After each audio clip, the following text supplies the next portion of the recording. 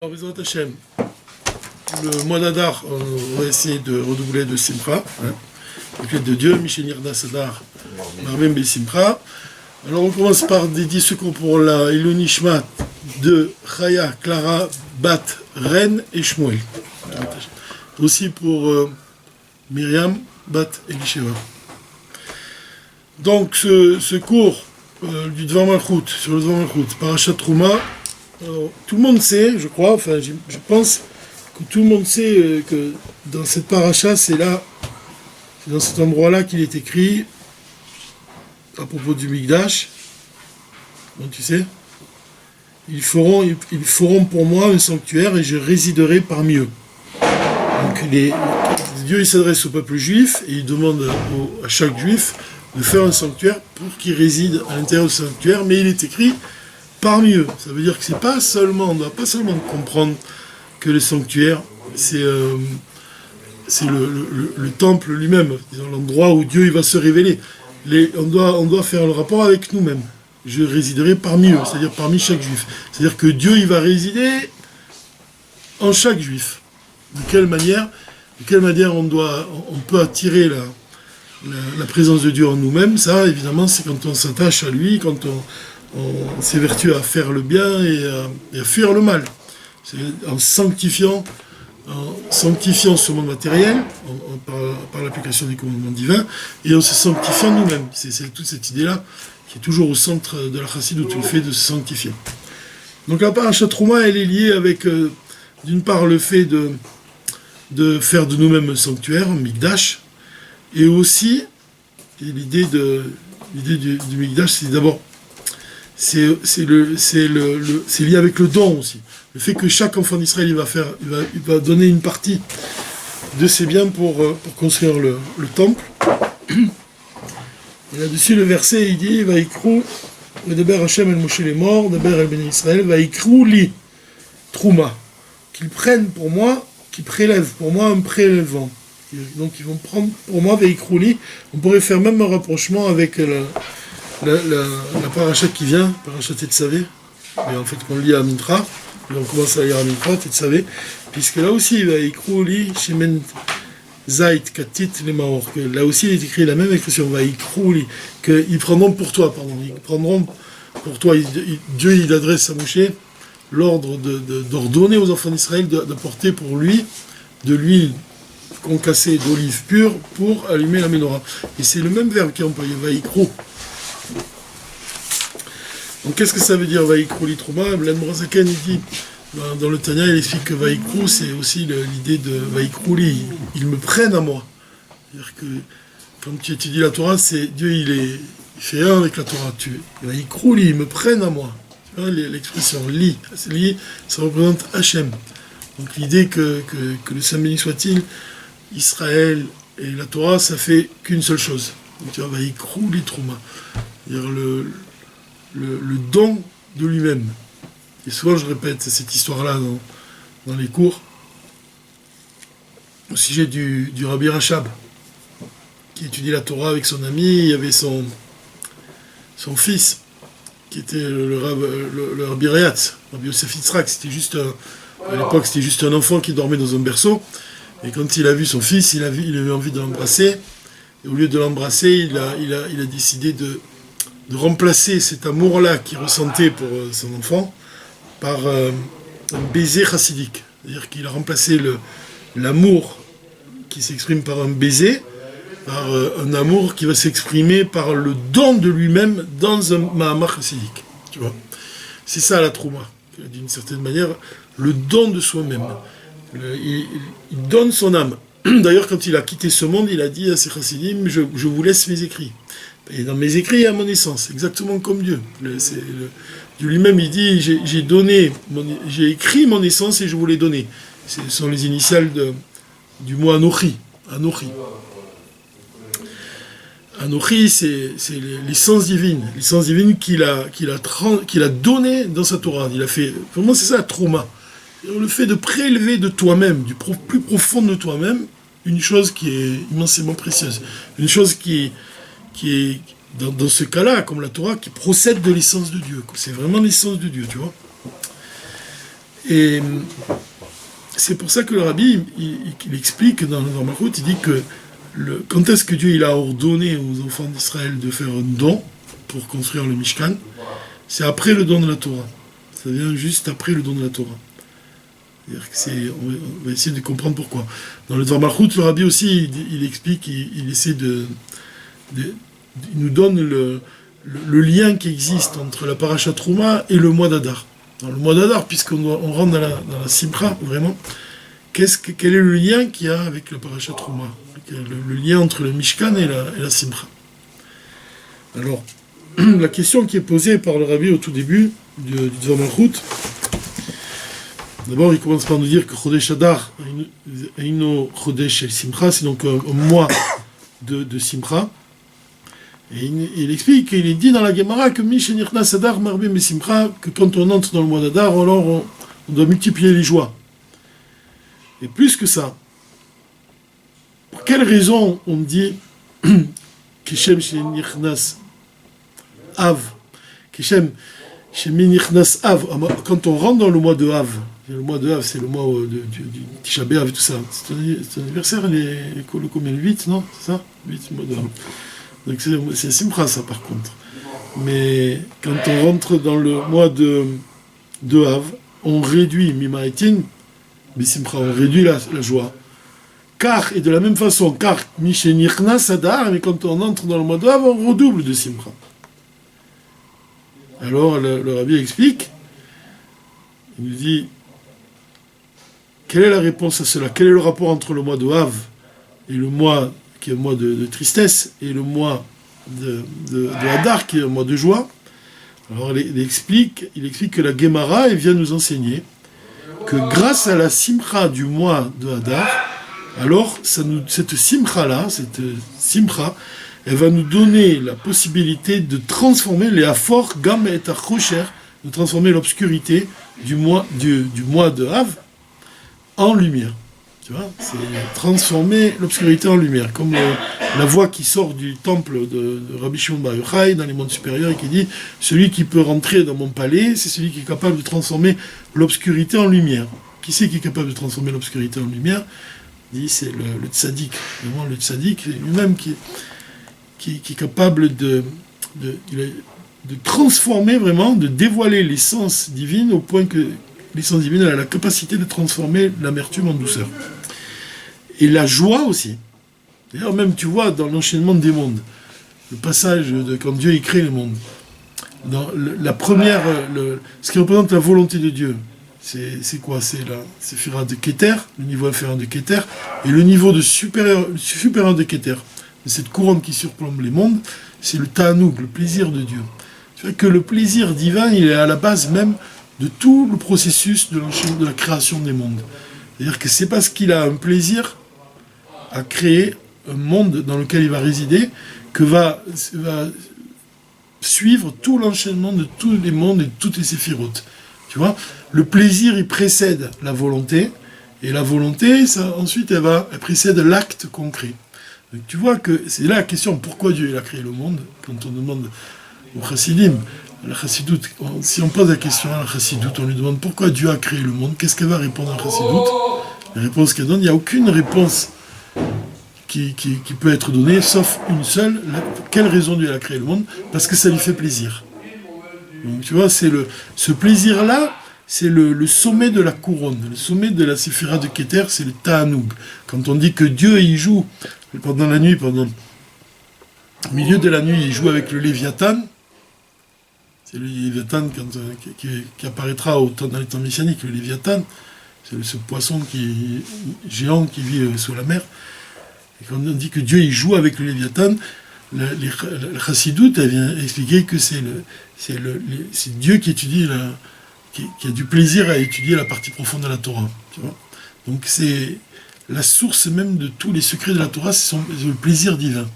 Donc on peut comprendre que ce plaisir-là, qui procède de l'essence divine, il a la capacité de transformer l'obscurité en lumière, de transformer l'amertume en douceur, tu vois. Alors même la possibilité et la capacité de transformer l'amertume et l'obscurité du mois de Av en simcha.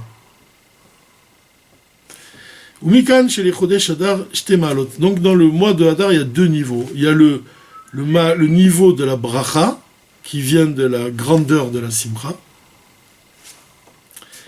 C'est un mois de bracha, de bénédiction, parce que c'est lié avec la joie. Même la bénédiction, c'est lié avec la simcha. Je me souviens, une fois, quand j'ai vécu à Toulouse, pendant une vadoute, j'avais entendu du Chaliar, le Rav Yosef Yitzhak Matuzov, il avait dit que la joie profonde, la joie, elle ne peut venir que de ton attachement à Dieu.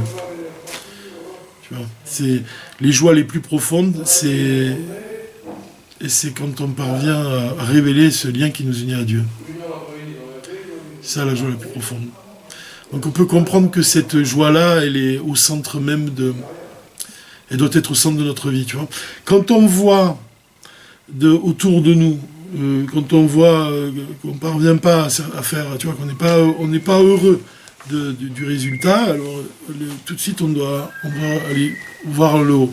Comme on disait au sujet du mât, quand on dit que le mât, il y avait un serpent qui était accroché en haut du mât, quand les malades d'Israël, quand il y avait des malades, qu'est-ce que Dieu il a dit à Moshe? Il faut que tu regardes le serpent en airain, en bronze, qui est accroché en haut du mât. Il avait fait passer un serpent en haut d'un mât. Pourquoi?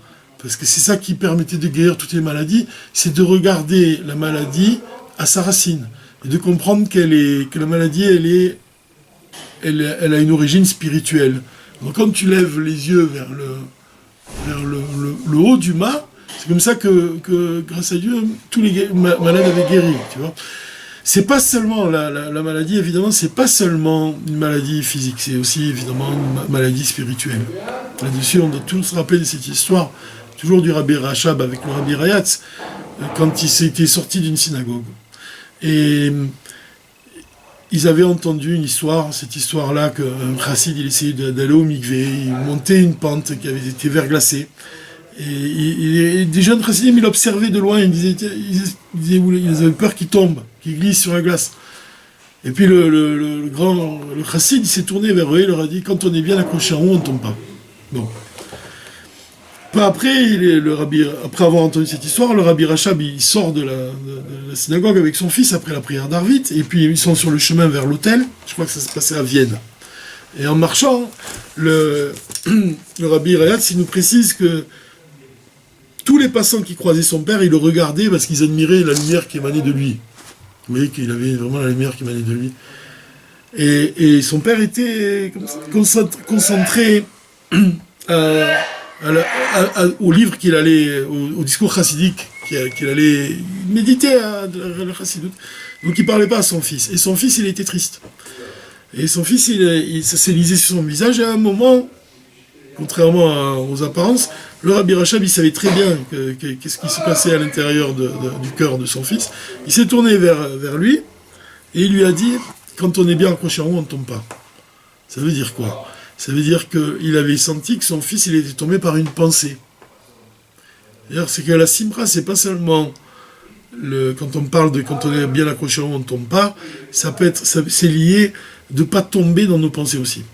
C'est pour ça que même quel que soit le niveau de dépression qu'on peut atteindre, quelle que soit la tristesse qu'on peut ressentir ou l'amertume qu'on peut vivre, et justement, parce qu'on a toutes les raisons pour cela d'être amer, une action vaut mieux que 1000 plaintes, vient de dire le Rabbi. Ça signifie que une seule action, elle va te permettre de ne pas glisser dans tes pensées. Même si c'est la vérité, même si toutes tes pensées sont vraies, même si tu vis une situation qui est difficile. Malgré tout, une action, elle va te sauver de toutes ces pensées. Une action, elle a le pouvoir de nous sortir de notre situation, quelle qu'elle soit. Et quand on est bien accroché, on ne tombe pas. Même quand on tombe dans ce monde matériel et des fois un monde de sheker, quand on vit des situations où on sent que même le Yetzirah, il peut parfois se déguiser en chassid, on peut même avoir des histoires, des fois, avec remarquer que le sheker, il ne s'habille pas, le mensonge, il ne s'habille pas seulement au milieu des gens qui n'ont pas de barbe et qui ne font pas la Torah. Malheureusement, il peut s'habiller même dans les vêtements de quelqu'un qui est un chassid, vraiment. Alors quand on subit ces souffrances-là, on a toute raison de ressentir qu'elles existent bel et bien, et qu'elles sont justifiées, que notre souffrance est justifiée. Le Rabbi vient te dire, non, une action vaut mieux que 1000 plaintes, ça signifie que même de ça, tu dois sortir. C'est-à-dire, et comment tu sors de ça? C'est en t'attachant en haut. Le fait d'être attaché en haut, de relier, tu vois, de recevoir la yichidout, finalement. De s'attacher, la hitkashrut avec le rébé. Et par là, de s'attacher à Dieu. De renouer. Mais on dit que même s'il y a un fil qui te relie à Dieu, eh bien tu t'accroches à ce fil-là. Tu dois sauver ta situation, tu dois sauver ta vie par le mince fil qui te raccroche encore à lui, et tu dois t'accrocher à ce fil-là de toutes tes forces, de manière à ce que même tout ce qui va ensuite descendre et découler de la lumière que tu vas recevoir d'en haut, ça va effacer, transformer tout le mal qui peut être vécu en bas. Et c'est ça le pouvoir de Mishenir Dasdar Mami Mesimcha. La lumière qui vient au mois de Hadar, cette lumière-là vient, comme on a dit, elle vient du plus haut niveau de Keter, elle représente le plaisir divin, elle représente la simcha la plus profonde. Cette lumière-là, elle va illuminer, elle va te donner la force de transformer l'obscurité en lumière, en particulier l'obscurité même la plus terrible, puisqu'on parle du mois de Av. Le mois d'Av, c'est la destruction du temple. Mais quand on parle de destruction du temple, on doit comprendre quoi? Il ne s'agit pas seulement du temple, comme on a dit, physique, le temple architectural, mais du temple de nous-mêmes. C'est-à-dire que la reconstruction du temple, c'est une reconstruction de nous-mêmes. Et c'est le mois de Hadar qui permet de nous reconstruire. Parce que c'est le dévoilement de la Simcha. D'ailleurs, Moshe, qui est là, il a le sourire qui s'est affiché sur son visage. Donc, il y a le pouvoir de la bracha, de la grandeur de la Simcha, et il y a aussi la force de transformer, transformer les choses qui sont pas bonnes, du préserve, comme tous les événements négatifs qui sont arrivés pendant le mois de Av, en tov et en bracha, en bien révélé et en brachot. Ad les birkat geoula amiti de Hashlema jusqu'à la bracha de la délivrance finale. Tikef ou miad mamash, immédiatement, vraiment. Donc, Bederech Klal Niftach Chodesh Hadar, le Rabbi vient nous enseigner qu'en général, le mois de Hadar, comme cette année-là, regardez, c'est marrant, c'est exactement comme il a écrit, il a prononcé cette sikha du Dvar Malchut, c'est exactement les mêmes détails que cette année-là. Pourquoi? Parce qu'il nous dit que ça commence avec la paracha Trouma, et aussi, on doit trouver le lien donc avec qui existe entre la paracha Trouma et le mois d'Adar. Et en particulier le mois d'Adar Rishon, puisqu'il y a 2 mois d'Adar, donc une double quantité de joie. Comme cette année, où on voit que le Rosh Chodesh, puisque c'est Rosh Chodesh, d'ailleurs on peut souhaiter vraiment Rosh Chodesh Tov à tous ceux qui écoutent et qui nous suivent, des mois pleins de simcha, de santé pour tout le monde. Et ça tombe donc le Yom Shishi et Yom Revi. Aujourd'hui, on est entre les deux, puisqu'on vient de quitter le Yom Shishi, on entre dans le Yom Revi, Béchavua, et donc le Rabbi va faire un lien entre le Yom Shishi et Revi, et la 3e lettre de la Torah et la 4e. C'est la lettre Gimel et la lettre Dalet. On va voir par la suite. Il y a une signification. Quel est le lien entre ces 2 lettres? Alors, dans cette paracha, la question qui est posée par le Rabbi ici, c'est l'ordre de Dieu à Moshe de faire un don pour construire le Mishkan, Me'et Bnei Israël, par tous les enfants d'Israël. Ve'u mefared ve'zot atruma asher tikru me'atem zahav ve'kesef ve'nechoshet. Dit que vous allez faire un don. Comment il commence? Vous allez faire un don chez les enfants d'Israël. Il commence par dire d'or, d'argent et de bronze. Pourquoi il commence par l'or? C'est la question que pose le Rabbi. Pourquoi? Parce que tout porte à croire en réalité qu'on devrait commencer par l'argent ou le bronze. Pourquoi? Parce que les Égyptiens, ils possédaient moins de bronze. Les enfants d'Israël, ils ont quitté l'Égypte avec le butin des Égyptiens, donc c'est plus logique qu'ils aient plus d'argent et de bronze que d'or. Pourquoi? Donc c'est mentionné en premier l'or.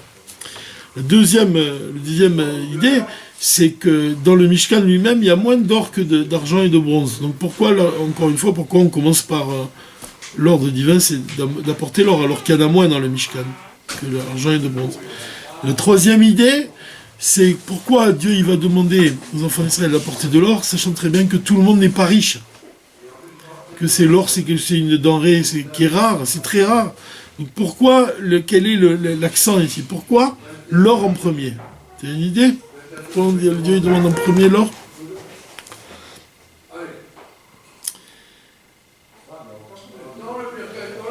Al-Kol Beni Israël Kulam, Anashim et Taf. Alors le rabbi il commence à nous enseigner que l'ordre de faire un don pour le Mishkan, il concernait tous les enfants d'Israël. Les femmes, les hommes, les femmes et les enfants. Et il est étonnant, et c'est étonnant parce que quand on ne parle pas de construire une maison stam, comme on dit stam, ordinaire, on parle de, et là, Bedavar Pele, chez Loya, comme Meaz, Briata Olam, depuis la création du monde, il n'y a pas eu un bâtiment de cette espèce-là, de cette sorte-là. Pourquoi? Parce qu'il va abriter Dieu. C'est-à-dire que même, tu vois que même les mondes supérieurs, ils ne peuvent pas abriter Dieu. Et Dieu, il va résider dans un endroit qui s'appelle le Mishkan. Donc c'est un endroit qui est exceptionnel. Alors a priori, j'aurais pu penser on doit le confier à des personnes exceptionnelles, à des personnes qui ont un niveau très élevé. Non. Il doit être confié, l'élaboration du Mishkan, à tous les enfants d'Israël, comme on a dit, aux hommes, aux femmes et aux enfants. C'est la première remarque qui est importante. Il est dit de lui que même les cieux et les cieux des cieux ne peuvent pas le contenir. Même les cieux ne peuvent pas contenir sa gloire, et kavod, Hachem. Mais ici même dans ce monde, dans une maison matérielle, dans un édifice matériel, il va, oui, résider. Alpi Gaïon, alors sinon, selon la logique, on aurait pu penser que c'est tellement géant, c'est tellement miraculeux, Kolkar Nifla, Yesh Sorer Ba'anashim Meyuchadim, qu'on a besoin de gens qui sont spéciaux. Mais il y a des gens très spéciaux pour leur confier la réalisation du Mishkan. Na'alim, supérieur, Vechashuvim, et même important, mais au fait Meyuchad, d'une manière spéciale. Et comment c'est possible? C'est ça, regardez c'est le Chassidim de Chabad. Comment est possible que chaque enfant, Veisha, et que chaque femme, peuvent participer à une nouveauté aussi importante? Ou Beprat, chez Trouma, et en particulier que c'est ce don-là, qu'on doit donner ce don, l'Eshem Hashem, avec la Kavana de le donner, vraiment on le donne avec une intention profonde. C'est l'Eshem Hashem, on le donne avec une crainte de Dieu révélée dans le cœur. Veikrou li Trouma, ils prennent pour moi une Trouma. Ve'aktanim ve'anashim, et pourtant les enfants et les femmes. C'est pas toujours qu'ils ont une kavana comme ça aussi profonde. Tu vois? Ils sont pas tenus d'étudier la Torah, les femmes. Et là, pourtant, ils ont une mission qui égale celle de l'homme au même temps que les enfants eux-mêmes. C'est-à-dire qu'on doit faire un don, vaïkrou li. Comme on a dit vaïkrou quand les Juifs ils doivent amener de l'huile d'olive à Moshe. C'est-à-dire qu'ils vont prendre... Qu'est-ce que c'est vaïkrou? C'est que c'est des actions. Ils vont révéler l'essence de leur âme en eux-mêmes. Ils vont aller au-delà. Ils vont agir au-delà de leur force. C'est ça, révéler l'essence de leur âme. Ils vont agir au-delà de la nature. Et ils vont se dépasser totalement. Et le fait qu'ils se dépassent totalement, c'est symbolisé par l'huile que tu vas concasser d'olive pure. Katit les maos. Tu broies l'olive et tu obtiens une huile qui est pure. Cette lumière-là, puisque l'huile, elle est liée avec... C'est la lumière, l'huile d'olive. C'est la lumière qui vient de l'essence de toi-même, qui vient de tes actions les plus élevées, les plus pures. Vaïkrou. C'est ça, Vaïkrou li. Vaïkrou, dans le cas de la Parashat Tetzavé, et Vaïkrou li Trouma, dans le cas de la Torah, ici, de la Parashat Trouma, c'est Vaïkrou li Trouma. Ça veut dire que tu vas faire un don du plus profond de toi. C'est-à-dire que tu vas, encore une fois aussi, le fait de donner qui est lié et qui procède de la force de l'essence de ton âme. Il y a des gens qui donnent, et leurs dons, ils viennent de très loin. Ils viennent de très haut. Et ça se ressent même dans leur manière de donner. La force d'un don. En venant sur le chemin, je pensais quel exemple je pouvais donner, tu vois. De ma petite expérience et de ma vie, je me suis dit, qu'est-ce que tu as vu autour de toi comme personne qui a été sensible tu pourrais dire, voilà, ça c'est un don qui est réellement profond. Parce que le Rabbi Ratz, il a dit, quand il a prêté serment avec 10 chassidim, il a réuni 10 chassidim, il a dit, il faut qu'on fasse don jusqu'à notre dernière goutte de sang pour diffuser les sources de la chassidut à l'extérieur.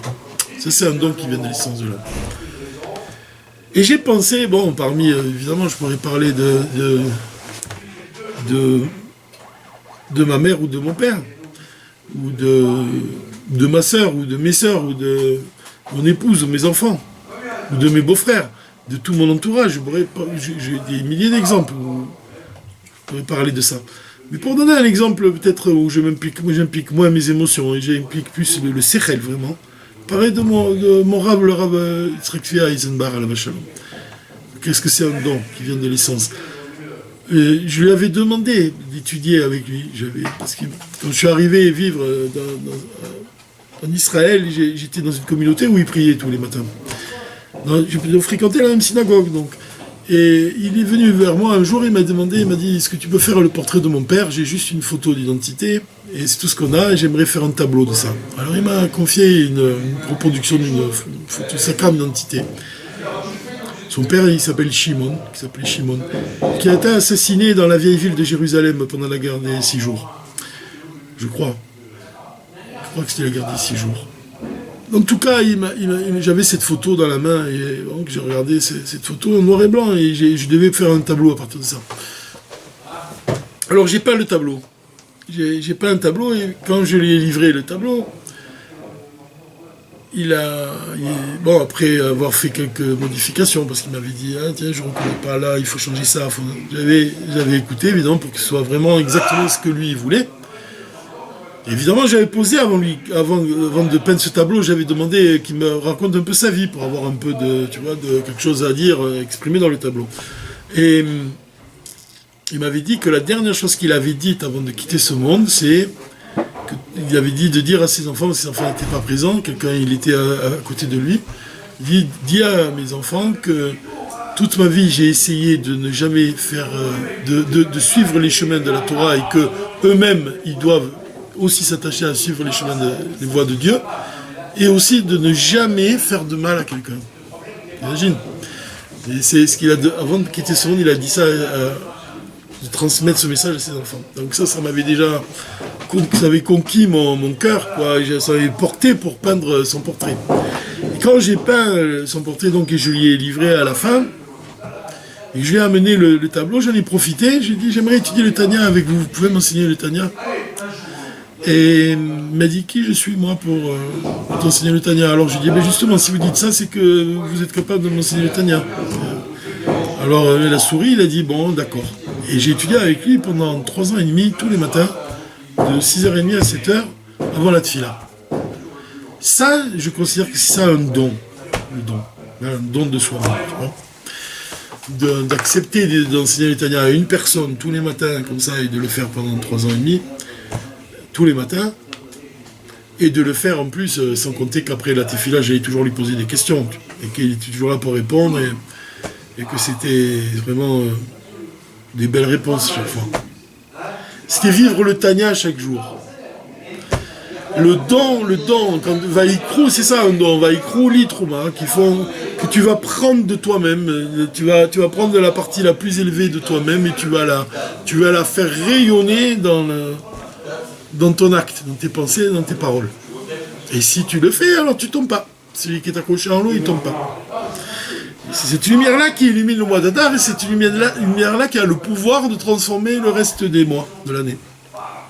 Donc la question qui est posée ici, c'est comment se fait-il que cet endroit-là, pour construire le Mishkan, parce qu'on doit se rappeler que le Mishkan, c'est le temps portatif dans lequel se révèle Dieu à Moshe dans le désert, et qu'il a traversé tout le désert, le Mishkan, avec tous les enfants d'Israël, et Dieu à leur tête.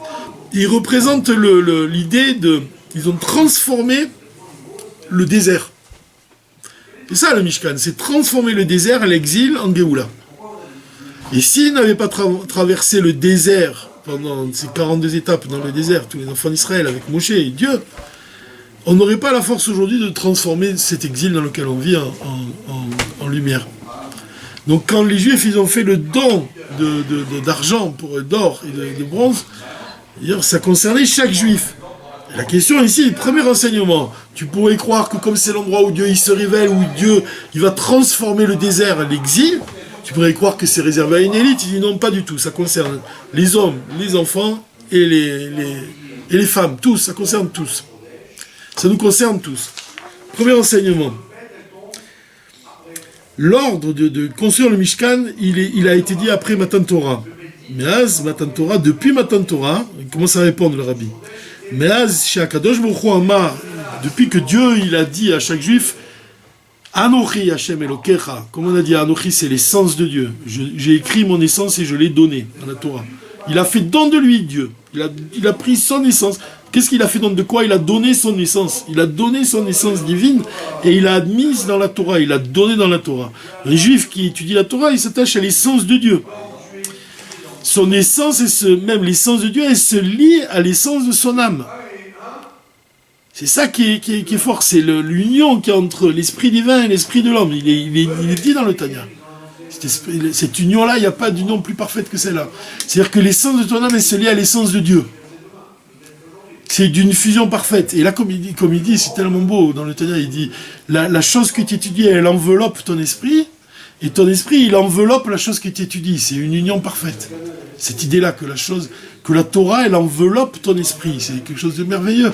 C'est parce que c'est comme ça, une action vaut mieux que 1000 plaintes. L'action d'étudier, c'est le fait d'attirer quelque chose qui va envelopper ton esprit de sainteté. C'est comme ça que tu glisses pas. C'est comme ça que tu élèves, tu te sors de l'exil. C'est quand la parole de Dieu, elle enveloppe ton esprit. Et plus que ça, ton esprit ensuite, il enveloppe la parole de Dieu. C'est-à-dire que c'est là que quand la chose, elle est vraiment intégrée en toi. Et qu'elle devient ta Torah. La Torah que Dieu t'a donnée, ça devient ta Torah. Donc c'est l'union entre l'essence divine et l'essence de l'âme juive. C'est ça, la fusion entre les deux. Donc depuis Matan Torah, alors Dieu, il a dit à chaque juif, Anochi Hashem Elokecha, je suis l'éternel ton Dieu. Et l'essence divine, je suis ton Dieu. L'essence, c'est ton Dieu. Mon essence, c'est ton Dieu. Mon essence, elle peut se révéler en toi. Donc ça, c'est le kol yedi kesher atzmi, donc il va se créer un lien essentiel qui procède de l'essence. C'est pas essentiel dans le sens un lien qui est très important. Un lien qui procède de l'essence. Et Makadosh Baruch Hu avec le Saint béni soit-il, kesher bilti nifrad, un lien qui ne peut pas se séparer, même qui ne peut pas se rompre. Gam beyot ayehudi kan emata neshama vegouf, même si le juif se trouve ici en bas, une âme dans un corps, il demeure lié avec Dieu. Donc ça commence avec Matan Torah. Donc, l'homme échané ketzad niret achitsonuto shel Yehudi. Regarde comme ça c'est important.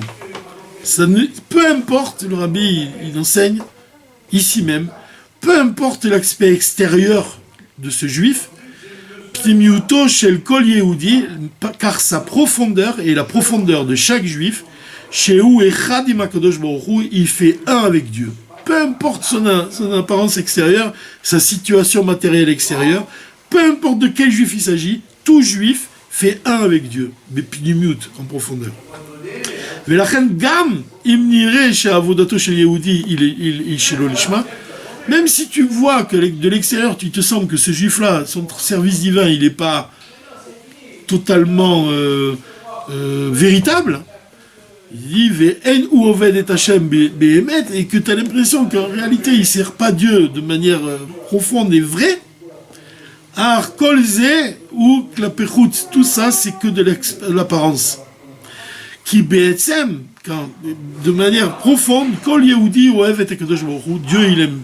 Chaque juif aime Dieu, et il veut assumer sa fonction et son obligation vis-à-vis de Dieu avec amour. Velachen, et donc, l'école Yehudi Yeshna Efsharut Livnot Mishkan et Hashem. C'est pour ça que chaque juif il a cette possibilité de construire le temple de Dieu dans lequel il va se révéler. Parce que dans ce monde-là, il est lié avec Dieu de toutes les façons, de manière profonde, et que son service divin, il est l'ishma, il est réellement sincère, il est véritable. C'est pour ça qu'il a la force de provoquer que dans ce monde physique même, Makom se devienne un endroit capable et convenable pour le dévoilement de la gloire de Dieu qui est fait chez Ayab et Mishkan tel qu'il était dans le Mishkan. Donc déjà, c'est un des premiers points du Rabbi ici, de dire de ne pas se fier aux apparences et de voir en chaque juif un roi. Chaque juif un roi qui sert véritablement Dieu, même si tout te porte à croire le contraire, en réalité non. De manière profonde, il demeure attaché à Dieu. Alors maintenant, on comprend pourquoi. Ben, regarde, ça c'est la première réponse à notre question qui pose Rabbi ici dans le Dorachout. Pourquoi la Torah commence précisément par dire le zav, d'apporter de l'or, et pas ni le bronze ni l'argent, alors que ça aurait été plus, ça convenait mieux. Pourquoi?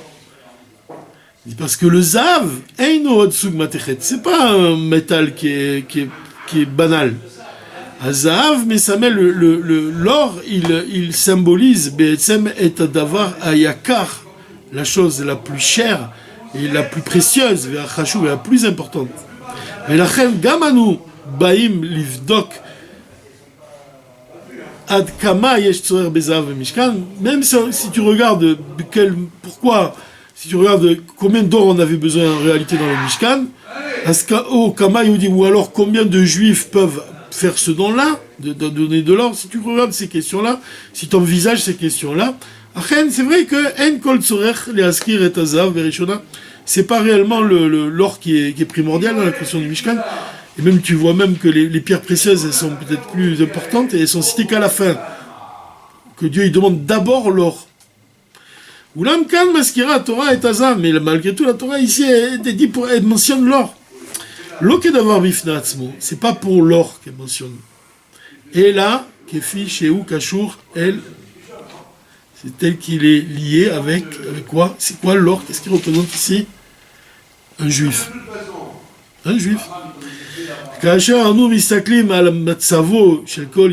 on regarde la situation de chaque juif, chaque juif c'est de l'or. Voilà, ça c'est la raison pour laquelle le Rabbi il dit que c'est une des raisons pour laquelle on doit se réjouir. La raison de Bessimra et qu'un juif ait la possibilité de transformer le monde, c'est parce qu'il est juif avant tout.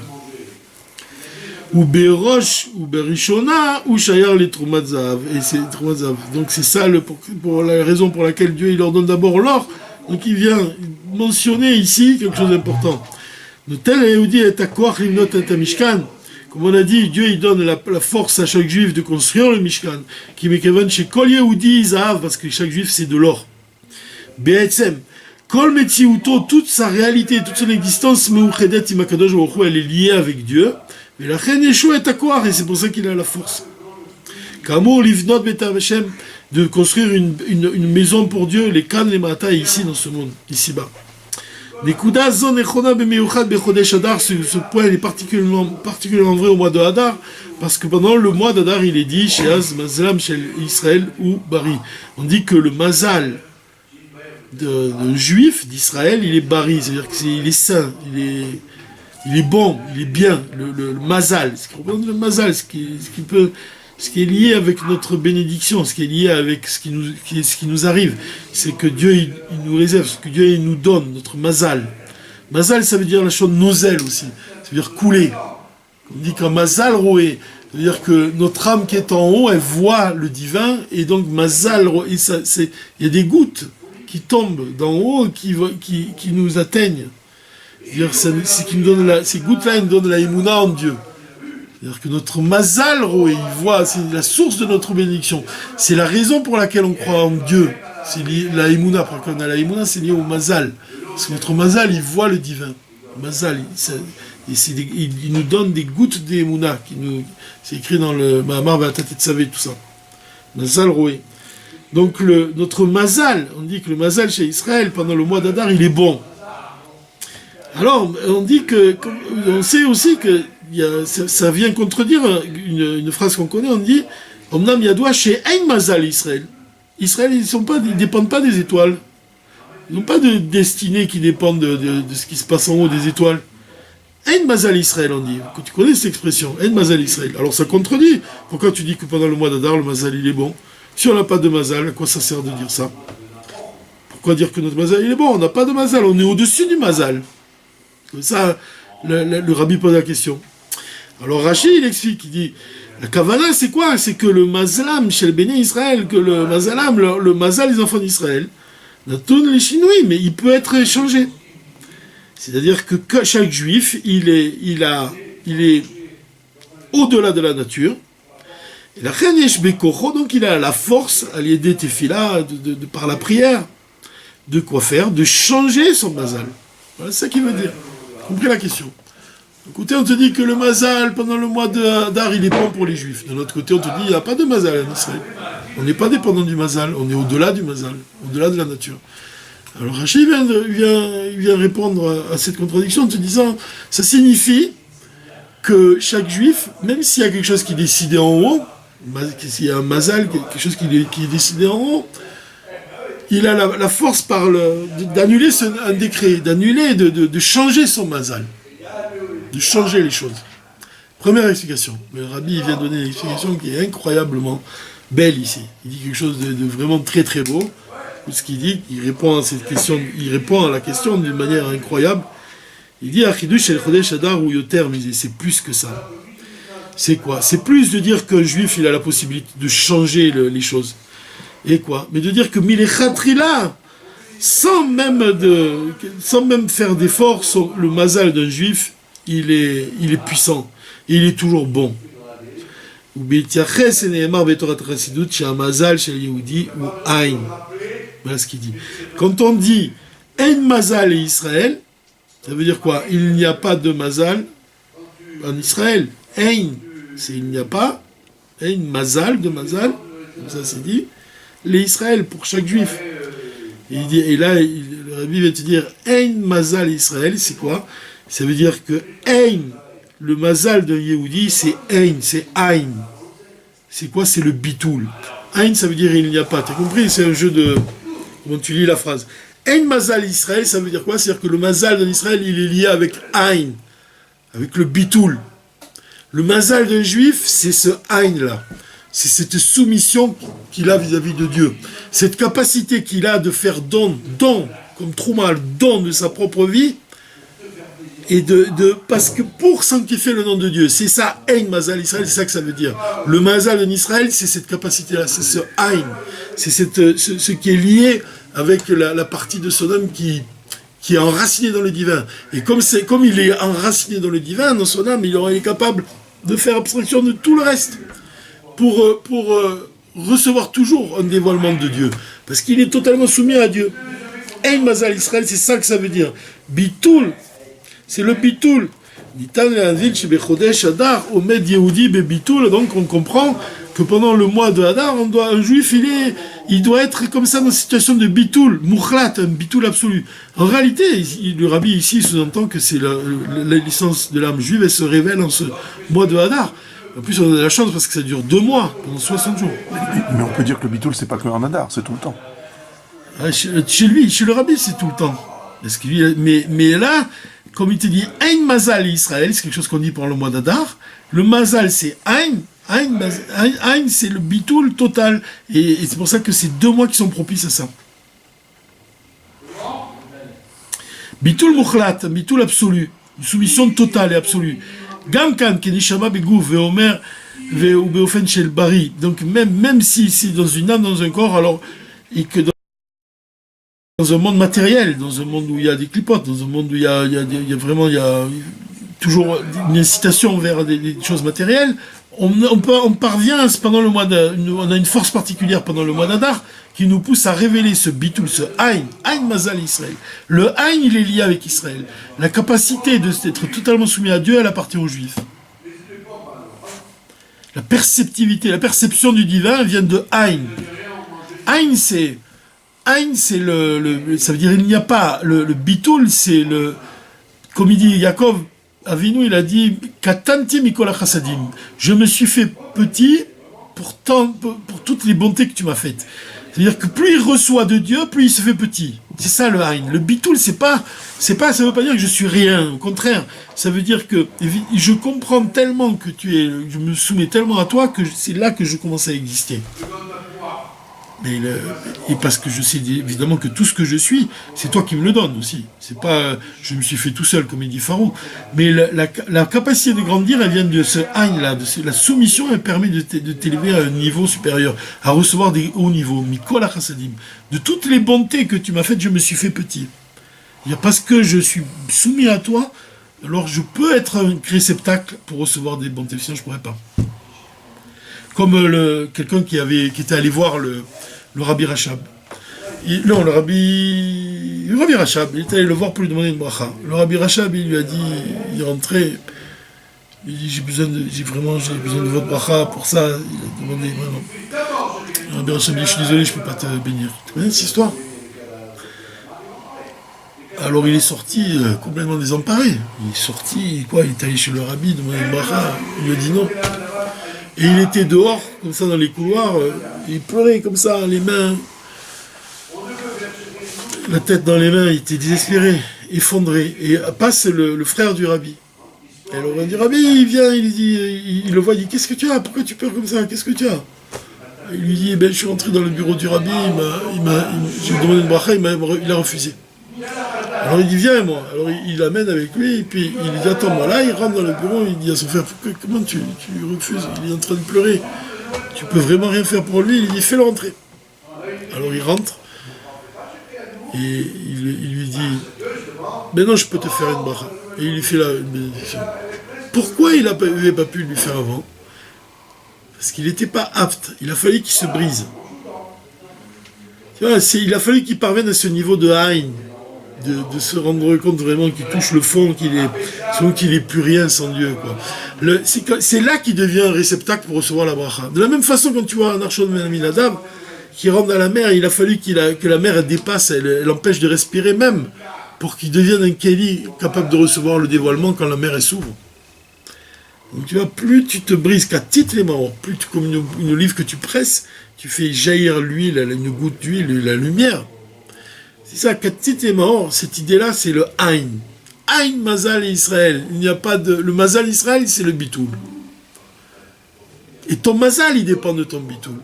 C'est marrant parce que le Rabbi, il explique les deux raisons pour lesquelles un juif croit en Dieu. La première, c'est parce que son Mazal Roé, c'est la partie de son âme. C'est quoi le Mazal? Il dit c'est le niveau de Chaya. Mais c'est pas le plus haut niveau. Le plus haut niveau, c'est Aïn, c'est au-dessus du Mazal. C'est le Aïn, c'est la partie de l'âme qui se fond en Dieu, qui fait un avec lui. Aïn, Mazal et Israël. On pourrait l'expliquer comme ça aussi. Alors, on finit bientôt. On arrive. En bitul nitan lehavin bechodesh Hadar. Donc pendant ce mois de Hadar, on a cette capacité de révéler notre véritable Mazal. C'est quoi? Itbatlut le Hashem. Cette soumission la plus totale vis-à-vis de Dieu, qui nous donne, nous tenet lo et ta koach livnot ta mishkan. C'est comme ça que tu construis le mishkan. Par le haïn. Tu as vu, c'est tout le contraire. Ce qui fait un roi, c'est sa soumission à Dieu. C'est tout le contraire. C'est pas sa grandeur, je suis ou quoi. C'est tout le contraire. C'est ça sa grandeur. Sa grandeur, c'est ça. Tu as vu, ça c'est fort. Hein, ça te permet de sortir de toutes les épreuves, en réalité, parce que la clipa, comme on dit que le Rabbi Shimon Bar Yochai, je crois que c'est le Morem Saï, quand son père lui a enseigné cet enseignement, il paraît qu'il s'est mis à plat ventre, il a embrassé la terre. Une histoire que j'ai lue comme ça, je n'arrive pas à la retrouver, mais quand son père lui a expliqué, il a expliqué à son fils, cet enseignement du Zohar, qu'une bûche que tu mets dans le feu, elle ne brûle pas. Et si tu la coupes en morceaux, elle se met à brûler. Il dit, le cœur, c'est la même chose. Il faut que tu te brises pour que ton cœur il s'enflamme. Parce que ça, des fois, il y a le Timtum Alev, comme c'est écrit dans le Tanya, que des fois ton cœur, le cerveau, il illumine pas ton cœur. C'est-à-dire que tu comprends que Dieu existe, mais il n'y a rien qui naît de cette compréhension. L'idéal, c'est quand quelque chose naît de ta compréhension, au point qu'elle va agir sur ton cœur, que tu vas ressentir la chose, pour ensuite agir. Est-ce que c'est un acte sans sentiment? Qu'est-ce que c'est, par exemple, si moi je me mets à peindre un tableau, si je ressens rien? C'est une main qui est en train de dessiner. Et où est le cœur? Où sont les larmes? Où sont, comme on dit, le nigun, c'est la plume du cœur. Tu vois, c'est ce qui jaillit de la plume, mais qui vient du profond du cœur. C'est ça le trouma. C'est ça le don qu'on doit faire. Le don, il doit être enraciné, il doit avoir sa racine dans le plus haut niveau de toi-même. C'est-à-dire, on dit que l'essence de l'âme est née dans le cœur. Donc c'est ça un exemple comme tu vois la rabbinite Rana, qui va aller chercher des plantes, et qui va broyer des plantes et va faire de l'encre, elle va les amener à son mari, le rabbi Levi Yitzhak, le père du rabbi, et il va écrire des chidushim. La plume de l'âme, comment on dit, le nigun, c'est la plume du cœur, tu vois. Ce qui va sortir de la plume du rabbi Levi Yitzhak, c'est ce nigun là. C'est quoi le nigun? C'est ce qui vient du profond de ton cœur. Cette action qui vient du profond de toi. En l'occurrence ici la rabbinite, qui va se donner, qui va aller chercher des plantes, les broyer pour faire de l'encre. Même je dis tout le temps que quand tu regardes les notes après du rabbi Levi Yitzhak, elles sont toutes en couleur. Tu as une couleur brune, après bleu, verdâtre, un peu jaune orangé. C'est l'explication du Zohar. Et là, tu vois que l'explication de la chassidoute, les explications que donne la chassidoute, elles sont colorées. Elles donnent de la vie, comme on a dit. C'est ça le point le plus important, peut-être, que de cette année, là, dans toute cette étude qu'on fait du rencontre. C'est cette expression que donne le rabbi, c'est que la chassidoute, elle apporte, elle infuse, elle insuffle une vitalité nouvelle dans ta vie. Elle a une vitalité nouvelle dans tes pensées, dans tes paroles, dans tes actes, dans ton cœur. C'est ça le don, et tu dois faire don de ça. C'est-à-dire que tu ne reçois pas seulement, tu donnes. Et que tu sois un enfant, une femme ou un homme, tu donnes. Tu donnes ce qui vient du plus profond de toi-même. Donc, Mazal, Ein Mazal Israël. Ein, c'est ça notre Mazal. Miyuchad ve Chodesh Adar. Donc, c'est lié avec le Chodesh Adar. Zo gam siba lekar she mi shenichnas adam marbi mesimcha. Et ça, c'est le point peut-être le plus important, qui découle de tout ce qu'on a dit. C'est que c'est la raison pour laquelle, quand on entre dans le mois d'Adar, on redouble de joie. Parce que, sheken keshe yehudi yode shebechol matzav bo ou nimsa, quand un juif, il sait que dans n'importe quelle situation dans laquelle il se trouve, il est lié avec Kadosh Baruch Hu, il est lié avec Dieu. Il fait avec lui, c'est ça. Quelle que soit sa situation. Zoé Asimcha Gdola Beyoter. C'est ça la plus grande joie qu'il doit ressentir, qu'il a. Et quand un juif, il est heureux de ça, alors cette joie-là, Mosifa Chayut Bechol Ma'asav, et cette joie-là, elle va ajouter de la vitalité, comme on a dit, nouvelle à toutes ses actions. Ou Bechol Peula, et dans chaque action qu'il fait, avec lui-même ou avec l'extérieur, Vechen Uzoche Gam Lechayer Olam Haba, et même il a le mérite d'avoir le monde futur, il gagne le Olam Haba. Nitan lirot zot gam beyamim shlishi verevi'i shebahem chal rosh chodesh adar. On peut voir ça même dans le mois dans les jours de la semaine. C'est Shlishi et Revi'i, c'est le 3e jour et le 4e jour c'est maintenant, si on est entre le 3 et le 4 du mois, de la semaine, pardon. C'est une allusion à la lettre Gimel, à la lettre Dalet. C'est quoi la lettre Gimel? C'est Gimoul, le fait de donner, Gmoul, Dalim. De donner à quelqu'un qui est pauvre, de donner aux pauvres. Gimoul Chassadim, c'est ça. C'est écrit dans la Gemara. Dans la Gemara Shabbat, il y a des explications que des enfants ont donné de chaque lettre. Quand ils arrivent au Gimel et au Dalet, ils disent que Gimel Dalet, c'est le fait de donner, Gmoul, Dalim, à un pauvre. C'est quoi? C'est la Tzedaka. Alors il te donne, je vais montrer l'exemple ici. Dis-moi si on voit un peu à la caméra. Voilà, tu vois, j'ouvre ici à la page. Est-ce qu'on voit? On voit bien? Est-ce qu'on voit là un peu? Alors tu vois, là c'est le Gimel. Et là c'est le Dalet. Et là, on dit que cette partie-là, le talon du Gimel, il est tourné vers le Dalet. C'est celui qui donne à un pauvre. Et le pauvre, il a la face il regarde pas le Gimel, il regarde de l'autre côté. Donc les enfants, ils ont expliqué que quand on donne à un pauvre, on doit lui donner de manière à ce que tu le revois pas en face, de manière à pas le gêner, qu'il reçoit de l'argent sans être gêné, tu vois. Alors c'est ça qui représente la position, la forme du Gimel avec la forme du Dalet. Hein, ça c'est l'explication qui est née dans la Gemara. Donc c'est une manière de donner la Tzedaka. Et c'est vrai, Matan Basseter, quand tu dois donner Matan Basseter, tu dois faire un don, c'est d'être discret. Même le plus haut niveau de la mitzvah, c'est quand tu donnes, que la personne ne sait pas d'où ça vient, donc elle ne te voit pas. Donc tu as quelqu'un qui reçoit, mais sans être gêné.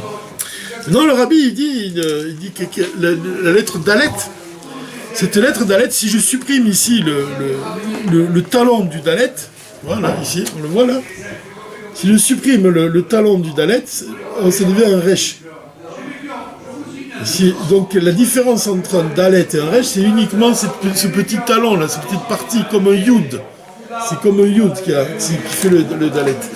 Donc quelle est la différence entre Dalet? C'est la différence qui existe entre Dalim et Rachim. Rachim, la lettre Resh, ça disait aussi le pauvre. Mais Dalim c'est pas un Resh, il y a une partie en plus, il y a comme un Yud en plus. Ce Yud là, il représente le Bitoul. Ce qui différencie le Dalet du Resh, c'est ce Yud-là qui représente le Bitoul, la soumission. D'ailleurs, c'est l'idée qui est ici donnée par le Rabbi. C'est ce qu'on a dit, le Haïn, qui appartient à chaque juif. Le Yud, c'est le juif alors? Lui, c'est le Yehudi d'ailleurs, c'est le juif. J'ai compris. C'est pas un Resh. Le Resh, c'est une lettre qui peut évoquer le rachat, ça commence par un rachat. Mais si tu as le Bitoul, si tu ajoutes ce Yud, ça devient un Dalet. Ça devient un pauvre. Mais dans le sens, pauvre dans quel sens? De la même façon qu'on dit que Mashiach il s'assoit parmi les pauvres. Pauvre qui mendie la Torah. Il n'y a pas de mal à être un pauvre qui mendie la Torah. Un pauvre dans le sens, celui qui sait recevoir, celui qui a conscience qu'il lui manque quelque chose. C'est ça la tchouva. C'est ça le pauvre. Quand tu as conscience que tu es pauvre en Torah, c'est comme ça que tu peux devenir riche. Et c'est ça le point que le rabbi nous donne ici. Il nous dit quelque chose d'assez étonnant. Il nous dit que chaque juif, il est riche. Et même si, alors ça va plaire à beaucoup de gens, je pense, il dit même si cet homme-là, il n'est pas riche de manière que tu vois pas qu'il n'est pas parvenu à être riche, c'est qu'il ne l'a pas encore dévoilé. Comme ça il dit. Mais chaque juif est riche. Et il a le devoir de le dévoiler. Évidemment, de quelle manière aussi, quand il doit être riche, aussi se battre pour être riche en Torah. Alors donc il nous dit qu'on est vraiment au bord de la Géoula et que tout le travail là a été fait. Il est évident il est clair que Hachem il bénit chaque juif, Kol Yehudi, Hachem mevarech Kol Yehudi ba'ashirut, de toutes les richesses, Vitafkido shel Yehudi, et le rôle d'un juif, ou chez les Ishtadel, les It Asher, Beruchaniut, c'est de s'enrichir en spiritualité. Torah ou mitzvot, dans la Torah, dans les mitzvot et dans la Gashmiut. Pour quelle raison? Birdé chez Yuchal, pour qu'il puisse continuer à servir Dieu dans le repos de l'âme et dans le repos du corps.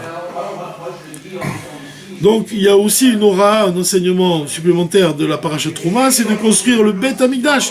C'est la Trouma qui concerne aussi le Bet Hamikdash à Shishi, le troisième temple. Mais pour Al-Mamash, de manière concrète vraiment.